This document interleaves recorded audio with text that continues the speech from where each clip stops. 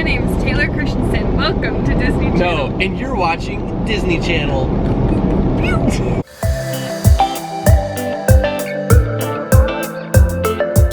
I can't tell if this guy's a cop or not, so I'm gonna get over. Behind you.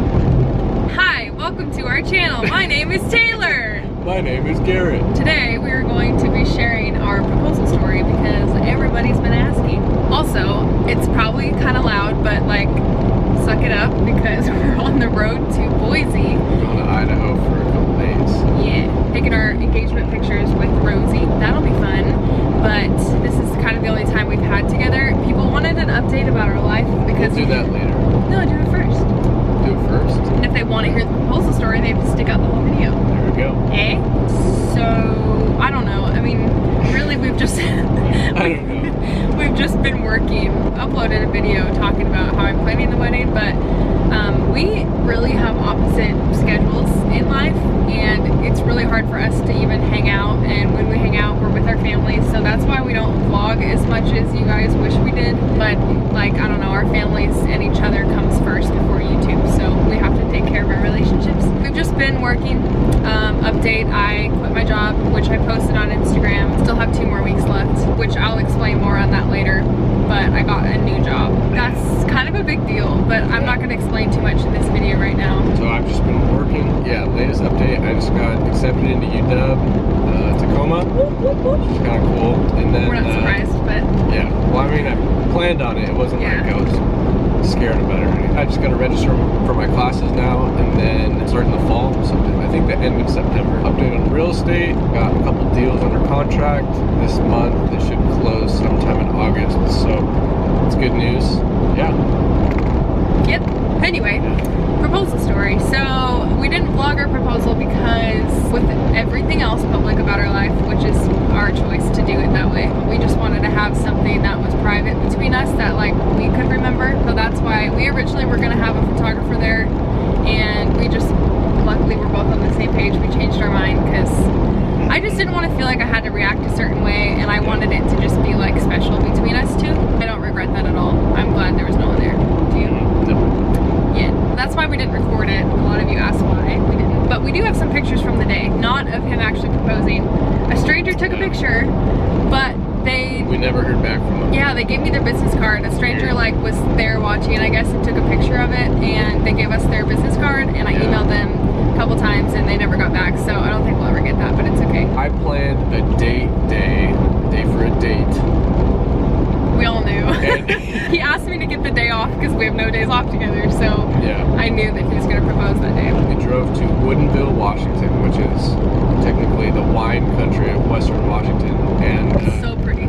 Super pretty town. We went to a few wineries right when we got there. It's pretty fun. We had a couple wine tastings. We tried a flight of red, a flight of white, and then we just basically just like went around to a few wineries and looked around. We were tourists for a little bit. I kind of got headaches from this one winery because we were like feeling woozy from the wine because it makes you loopy and stuff. Had a lot. Yeah.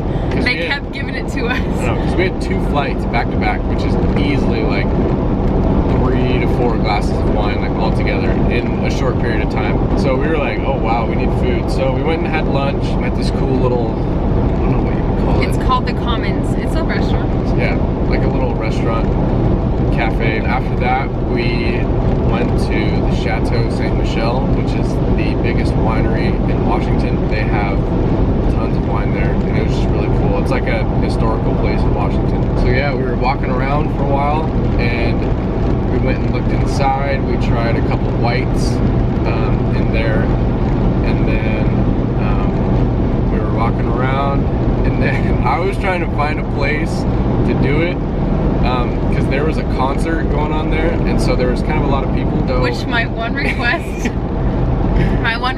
was I don't want anyone else there.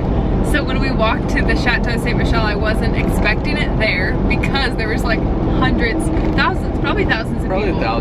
Thousands of people. And I was like, he's not doing it here because he knows I don't want anyone to be around. but I was wrong. Up on stage, remember me? Yeah. I basically said, hey, let's, walk around, look at the whole place. So we walked around, we did like a perimeter of the whole place, and the whole time I was just scoping out places, and I was like, you were getting nervy. I wasn't getting nervy. I was just trying to kill time to figure out a place to do it, because there were so many people there. I liked this little walkway that was kind of like a little garden kind of place with a little creek. Remember I asked if we were leaving? Yes, and I was like, hey, let's go walk over here, check out this place. And then we started walking on this little pathway. She was like, wait, are we leaving? What are we doing? Why? It was towards our car. We were walking towards our car. So I was like, oh, we're leaving.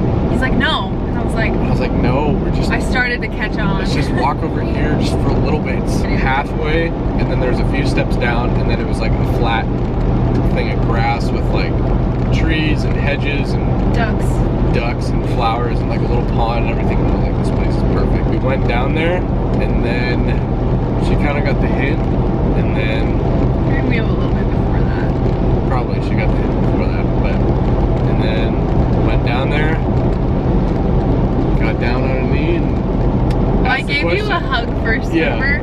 Because we were all like chill the whole day, because he's pretty good at like... That's when I got nervous. Yeah, he got real nervous right before, and I obviously knew what he was doing. And I didn't want him to be nervous, because like, this is like my best friend. He shouldn't be nervous, I mean, I get it's a big deal, but I wanted him to like relax. And I was like, wait, before you say anything, like just give me a hug. And it didn't really help, he was still nervous. I was still nervous. I like gave him a big hug, and then I don't remember anything he said. I like blacked out. I didn't say like a whole lot, but it was just pretty short and sweet. Probably, it was like a couple sentences. And I honestly don't even remember what I said. I just kind of blacked out. I remember a little bit, but afterwards, I was like, wait, did you even ask me to marry you? He's like, yeah. I was like, I don't remember that. I was like, did I say yes? Like, yeah. I'm like, I don't remember yes that. Before I even got down on a knee. Well, I was like, get up, give me a hug. And he like wouldn't. He was gonna put the ring on first, and I just wanted to give him a hug. But it's very surreal when it happens, which everyone says. It's kind of like an out-of-body experience. We were we're like so comfortable with each other. Yeah, but we both were shaking. Like my hands were shaking. It was really weird. Like I didn't think I'd be nervous, but I wouldn't say it was weird. I was just nervous. No, it's weird that we got nervous, because I didn't expect to, just because we're so close. I think it's just it's a big deal. Yeah, it's just a big deal. Anyway, I wanted to share a couple things from my perspective, because like obviously I knew he was gonna propose, and like obviously I was gonna say yes. We've like been talking about marriage since we first started dating, so none of this was a surprise. I was thinking he wasn't even trying to hide the fact that he has the ring in his pocket, and so he has like the box in his pocket or whatever. That's a good story. Yeah, and he has the box in his pocket, and I'm like, obviously he has it, like I'm not surprised. So I like was convinced it was in his left pocket this whole day, and obviously I know it's gonna happen eventually. I just don't know when he's gonna do it. So like I kind of want him to like do it sooner than later, but then once we started drinking the wine, we started getting tipsy, and I was like, oh boy, like I was down in water because I didn't want to be tipsy while he proposed. That just feels wrong. So we went and had lunch and drank a lot of water, and I'm like, we felt good. And then at the restaurant, he went to pay, and he pulls out his wallet, which is what I thought was the box of the ring, and I was like, oh, maybe he's not proposing today. So I felt super weird, and I was like, this would be so Garrett to make it look like he's proposing and take me on a really extreme date and then not propose and then just do it at home or something. And so I was like, maybe he's not proposing because he took out his wallet and there was no other boxes in his pockets. Like obviously girls look at that kind of stuff. I'm nosy, I have to. Earlier in the day, I was going to find his speaker from the little center console. I don't know if you can see it from the camera. I can move this. Right here. The center console. Gosh. I was like going to grab the speaker because I don't know, I wasn't even thinking about it because I was convinced it was in his pocket, and he was freaking out and he's like, what are you doing? What are you doing? I was like, grabbing the speaker, like calm down. Hey. Oh, sorry. I put the ring box in the center console, and like right as we got in the car, right as we got on the freeway, she just flung open the thing and started just digging through everything. Where's the gum? Where's the speaker? Where's this? Where's that? And I was like, hey, yeah, I'll get it. Don't worry. Like, I thought he was being so weird because so much anxiety. It didn't even cross my mind that the ring was in there because I thought it was in his pocket. So I was trying to grab the speaker and grab the charger, and he goes, let me get it, let me get it. I was like, I'm fine. If she grabbed the box, I would have been like, ooh, do it now. But it would have ruined everything. Yeah, so then when he took out his wallet, I was like, all right, he's not proposing. I was about to text my family and be like, scratch that idea, it's not happening today. And then apparently when we got out of the car at the Saint Michelle, when I got out of the car, he like quickly put it in his pocket, so I didn't even know.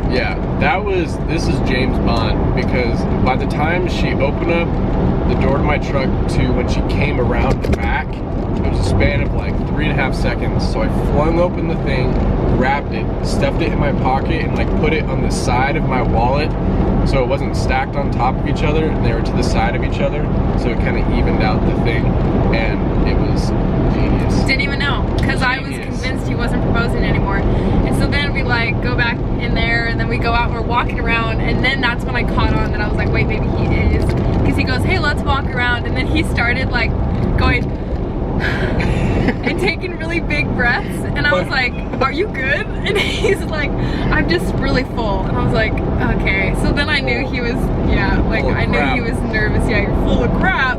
No, my heart was beating out of my chest, and I like started like losing my breath, and I was like, I needed like an inhaler or something. But it was pretty cute, but it was really low key. I was actually so surprised. We got so lucky that there was like that little courtyard where no one was there.